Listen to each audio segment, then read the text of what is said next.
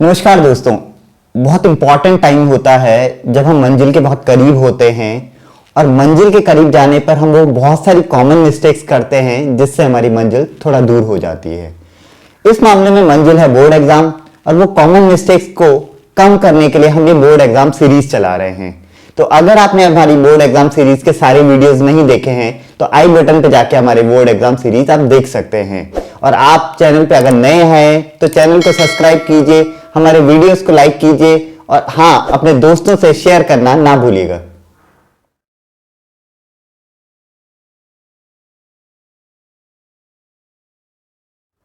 Class 10th के विषयों पर हम बात कर रहे हैं और आज हम बात करने वाले एक ऐसे विषय के बारे में जिसके बारे में एक कहावत प्रसिद्ध है कि हिस्ट्री ज्योग्राफी बेवफा, रात को पढ़ा दिन को सफा, यानी सामाजिक विज्ञान।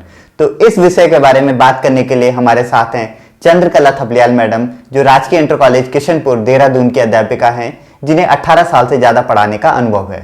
स्वागत है मैम आपका। मैम, जिस कहावत से हम लोगों ने शुरुआत की, तो आपको क्या लगता है बच्चों के अंदर इस खौफ, इस मानसिकता की वजह क्या है? एक्चुअली में क्या है तो रात को पढ़ते हैं बच्चे, सोचते हैं सुबह हम भूल गए हैं। ये कंफ्यूजन का कारण है। एक्चुअली सोशल साइंस है, जो सामाजिक विज्ञान है, ये एक बहुत बड़ा, काफी अपने आप में बहुत वास्ट सब्जेक्ट है। इसमें जैसे उत्तराखंड गवर्नमेंट है, यहाँ पे उत्तराखंड बोर्ड में ये 5 उसमें डिवाइड है: हिस्ट्री, सिविक्स, ज्योग्राफी, इकोनॉमिक्स और आपदा। ये अपने आप में ही बहुत बड़ा है, तो बच्चा कंफ्यूज हो जाता है कि उसे क्या करना है, लेंदी होने के कारण। और सिलेबस भी ऐसा ही है। लेकिन अब तो गवर्नमेंट में, जैसे गवर्नमेंट ने 70% सिलेबस दे रखा है, 30% घटा दिया है। तो बच्चे के इंटरेस्ट के ऊपर भी होता है कि वो कितने टॉपिक्स को ले और कितने टॉपिक कंटेंट्स को पढ़ता है। अगर वो सारा ही पढ़ने की एक दिन में कोशिश करेगा तो हो नहीं पाएगा। तो उसे डेली पढ़ना पड़ेगा, तब जाके वो कुछ आगे मार्क्स अच्छे ला सकता है बोर्ड्स में। बोर्ड परीक्षा में सामाजिक विज्ञान का पेपर अंकों के हिसाब से क्या मायने रखता है? अंकों के हिसाब से सोशल साइंस अपने आप में बहुत मायने रखता है, क्योंकि जिस तरीके से इसमें मैंने बताया आपको 5 इसमें आपके अलग अलग पार्ट्स डिवाइड हैं। लेकिन ये पार्ट्स अपने आप में ही बहुत स्कोरिंग है। जैसे आप देखेंगे जो ज्योग्राफी है, उसमें बहुत सारी चीजें हैं जो आप पढ़ते आए हैं और इजीली और पढ़ सकते हैं। और आप इन फ्यूचर भी आप बहुत ज्यादा इसमें फोकस करेंगे तो आप कंपटीशन के लिए भी, आपके कंपटीशन के लिए भी आपके लिए बहुत फायदेमंद होगा। अगर आप इसमें थोड़ा फोकसली अगर आप स्टडी करेंगे तो इजीली 95, 96 या 98, मैंने तो कईयों को देखा 99 मार्क्स भी ले आते हैं। उसके बाद उनकी परसेंटेज बहुत अच्छी हो जाती है।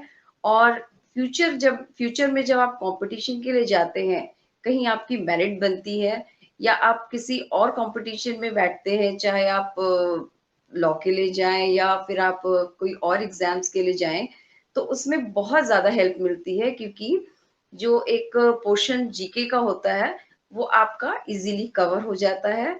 और आपके लिए बहुत इजी हो जाता है उस कंपटीशन को निकालना। तो परसेंटेज ऑफ मार्क्स प्लस आपका जो नॉलेज है, ये दोनों ही इसमें बहुत जरूरी है। और आप इसे इजीली स्कोर कर कह सकते हैं, स्कोरिंग भी है ये बहुत। ये सब्जेक्ट अपने आप में बहुत स्कोरिंग है। बोर्ड एग्जाम में अगर न्यूनतम अंकों की बात की जाए तो ऐसा क्या पढ़ा जाए, ऐसी क्या रणनीति बनाई जाए कि ये पड़ाव पार हो जाए? कि जो हमारे हिस्ट्री, सिविक्स, ज्योग्राफी, इकोनॉमिक्स और जो हमारा आपदा का पोर्शन है, उसमें जो उसे उन्हें इंटरेस्टिंग लगता है, जैसे हिस्ट्री का पोर्शन हमारा ज्यादा आता है और ज्योग्राफी के पोर्शन का ज्यादा आता है, तो उसमें जो हमारे कह सकते हैं जो मार्क्स डिस्ट्रीब्यूशन होता है, एक एक नंबर का होता है। तो आप एक एक नंबर वाले जो मार्क्स होते हैं उन्हें इजीली गेन कर सकते हैं याद करके, एक एक नंबर वाले। अगर बहुत लेंदी वाले क्वेश्चंस भी आप अटेंड नहीं करना चाहते हैं या आपको नहीं आते हैं, तो आप 3-3 नंबर वाले जो होते हैं क्वेश्चंस होते हैं, जो हिस्ट्री और ज्योग्राफी प्लस आपके आपदा वाले पोर्शन से आते हैं। आपदा वाला पोर्शन मैं इसमें डिस्क्राइब करना चाहूंगी कि आपदा, आपने आपदा का जो पोर्शन है, वो अपने आप में काफी अच्छा और इंटरेस्टिंग है, और जो आपकी डेली लाइफ है उससे जुड़ा हुआ है। अगर आप उसको फील करके या अपने आसपास लेके चलेंगे तो आप अगर क्वेश्चन आपको बोर्ड में कोई आउट ऑफ सिलेबस भी पूछा गया है, तो अगर आप उसको अपने आप एटमॉस्फेयर में देखेंगे तो उसका आंसर इजीली लिख सकते हैं। और इसमें से आपके 3 मार्क 3-3 नंबर के जो क्वेश्चंस होते हैं, 3 मार्क्स के क्वेश्चन होते हैं, वो सबसे ज़्यादा पूछे जाते हैं। और आप इसमें आपदे वाले पोर्शन बहुत ईज़ी होता है बच्चों के लिए, उसमें मार्क्स स्कोर करना।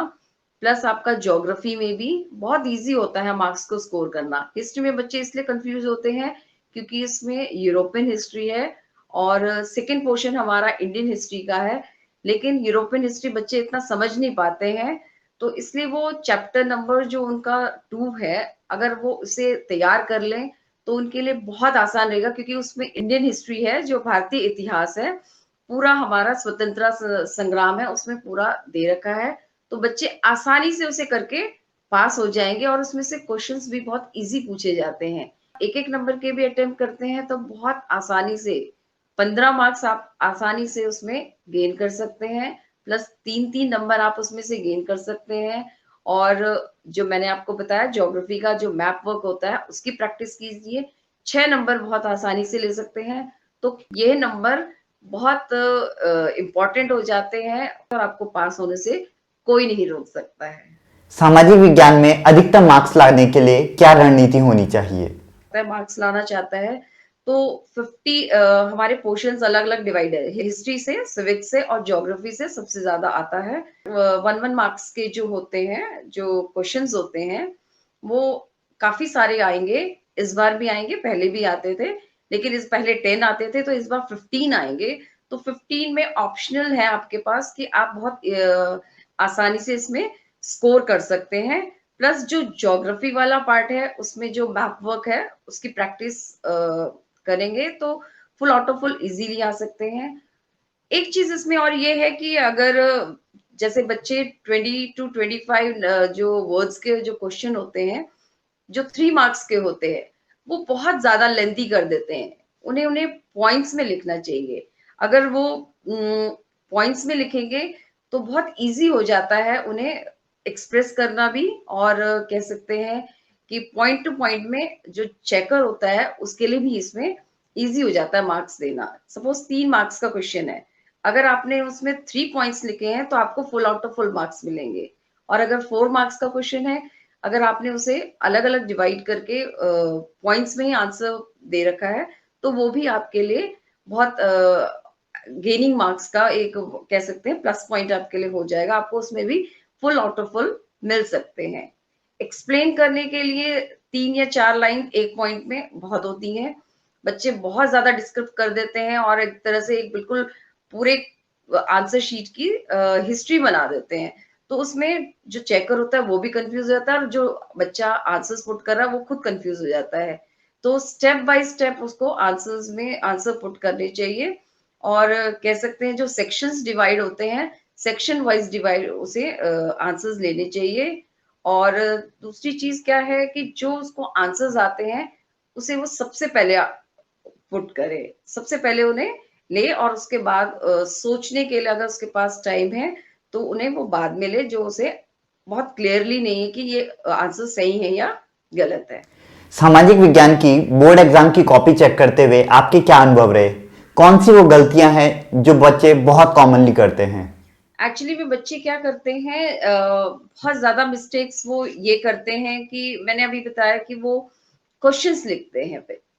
क्वेश्चन बल्कि बोला जाता है उन्हें कि आप क्वेश्चंस मत लिखिए, आप डायरेक्ट आंसर्स लिखिए और जो आपने आंसर्स लिखे हैं, उसके क्वेश्चन नंबर डाल दीजिए। और हैंडराइटिंग पहले तो उनकी बहुत अच्छी मतलब स्पीड रहती है, हैंडराइटिंग बहुत अच्छी होती है। लास्ट तक आते-आते उनकी हैंडराइटिंग इतनी कन्फ्यूजन हो जाता है कि समझ में नहीं आता कि क्या लिखा हुआ है। तो इससे चेकर को भी प्रॉब्लम होती है। और तीसरी चीज़ क्या है, आंसर वो मेनली मैं बताया आपको पॉइंट्स में लिखने बहुत ज़रूरी है। और अगर वो पॉइंट्स में नहीं लिखते हैं और बहुत ज़्यादा एक पैराग्राफ राइटिंग में पूरी आंसर शीट को एक शीट को पूरी भर देते हैं, तो उसे चेकिंग में भी थोड़ी प्रॉब्लम हो जाती है। और मेन उसमें जो हेडिंग्स होती हैं, उसे वो अंडरलाइन भी नहीं करते हैं, क्योंकि जो चेकर होता है उसके पास बहुत सारी कॉपीज होती है चेकिंग करने के लिए, तो उस समय उसे आंसर्स क्लियर चाहिए, तो उसको उसकी क्लैरिटी के लिए उसे आंसर्स जो पॉइंट्स उसने लिखे हैं, जो उसने हेडिंग्स लिखे हैं, उसे जरूर अंडरलाइन करें कि ये इम्पोर्टेंट है। स्पीड एक इसमें अपने आप में बहुत वो है कि अगर स्पीडली वो लोग लिखेंगे तो आंसर्स ज्यादा से ज्यादा, और उनके लास्ट में उनके लिए चेकिंग का टाइम भी मिल जाएगा, एक बार रिवीजन उसमें रिवाइज देखना कि क्या मिस्टेक्स है क्या है, उसके लिए अलग से वो 5 मिनट या कह सकते हैं 10 मिनट निकालने उनके लिए जरूरी है। टाइम डिवीजन लेके चले कि सेक्शंस जो है उनके इतने इतने टाइम में कंप्लीट हो जाए कि उनके लास्ट में 5 या 10 मिनट्स जरूर बचे, और उन 10 मिनट्स में वो पूरा चेक कर ले दोबारा से, क्योंकि वो बोर्ड्स में बैठे हुए हैं, बार बार बोर्ड्स नहीं दे पाएंगे और मार्क्स इसमें बहुत इंपॉर्टेंट होते हैं। धन्यवाद मैम आपका।